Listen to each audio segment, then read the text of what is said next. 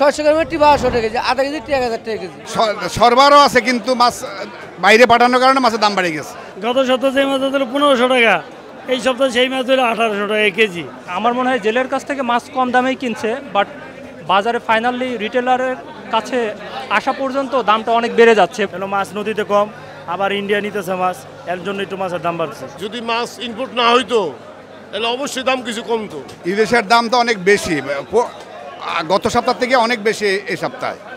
এখন তো কিনার নাগানের বাইরে পড়ে গেছে, আমাদের তো আর কেনা সম্ভব না। সরবরাহ আছে কিন্তু মাছ বাইরে পাঠানোর কারণে মাছের দাম বেড়ে গেছে।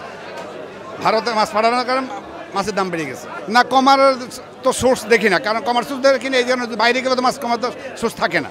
যেই পরিমাণ সরবরাহ হওয়ার কথা ওই পরিমাণ নাই। আবার এর মধ্যে মাছ নিতে আছে, এখন আবার ইনপুটে মাছ নিতে আছে। সামনে কমতে পারে মাছের আমদানি হইলে, যদি মাছ ইনপুট না হইতো তাহলে অবশ্যই দাম কিছু কমতো। আমার মনে হয় এখানে বাজার চক্রে একটা সিন্ডিকেট আছে, এবং এই সিন্ডিকেট আসলে জেলের কাছ থেকে মাছ কেনার পরে আমার মনে হয় জেলের কাছ থেকে মাছ কম দামেই কিনছে, বাট বাজারে ফাইনালি রিটেলারের কাছে আসা পর্যন্ত দামটা অনেক বেড়ে যাচ্ছে এবং কাস্টমারের হাতে যাচ্ছে অত্যাধিক দামে। এটা আমার কাছে প্রধান কারণ মনে হয়েছে, এবং গত 2-3 বছর ধরে আমরা আসলে এই পরিস্থিতি দেখতেছি যে কোনো বছরই ইলিশের দাম খুব বেশি কমছে না। রপ্তানির বিষয়ে আসলে আমরা বলবো যে দেশে যেহেতু ইলিশ মাছের দাম এত বেশি, প্রায় আমি যদি বলি 1 কেজি ওজনের ইলিশ মাছ প্রায় 1600, 1700, 1800 টাকা কেজি, সেখানে ভারতে রপ্তানি করা হচ্ছে 1200 টাকা কেজিতে। এটা ডেফিনেটলি দেশের মানুষের সাথে এক ধরনের প্রতারণা করা, কারণ বাইরে যদি 1200 টাকায় রপ্তানি করে, তাহলে দেশেই যদি আমরা 1200 টাকার বেশি দামে বিক্রি করতে পারি, তাহলে কম দামে কেন রপ্তানি করবো আমরা? 600 গ্রামের 1200 টাকা কেজি, আধা কেজি 1000 টাকা কেজি। না বেড়ে গেছে। গত সপ্তাহে তো ইন্ডিয়া মাছ নেয়, এই সপ্তাহে তো ইন্ডিয়া নিতেছে আপনার কেজিতে 150 টাকা বাইরে গেছে। ইন্ডিয়া নেওয়ার একটু কারণে বাইরে গেছে। সরবরাহ আছে যে ইন্ডিয়া 3000 টন নিব, কি তা দাম বাড়ানোর কারণে সে একটা নাই ভাই, কমছে একটু। এই সপ্তাহে 1 কেজি সাইজের মাছ 1700 টাকা বেচতেছে, আর 1 কেজি 200 গ্রাম মাছ 1900 টাকা বেচেছে, 1.5 কেজি বেচেছি 2200 টাকা কেজিতে, 50-100 টাকা বাড়তি।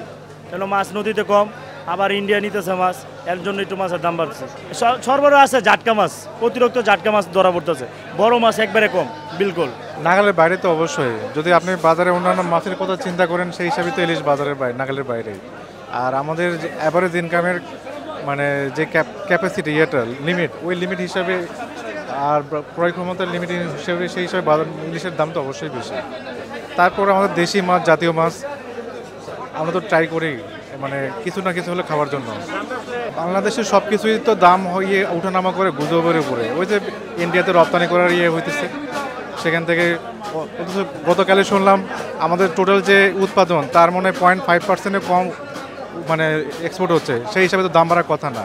বাংলাদেশের মানুষ ইলিশ খালি কথাই হয়, কিন্তু খেতে পারে না, কারণ অনেক দাম। 1 কেজি ইলিশ মাছ জাটকায় তো কিনতে গেলেও 600-800, একেবারে ছোট, আর এরপরে গেলে তো আপনার 1700, 1 কেজি হলেই তো 1700।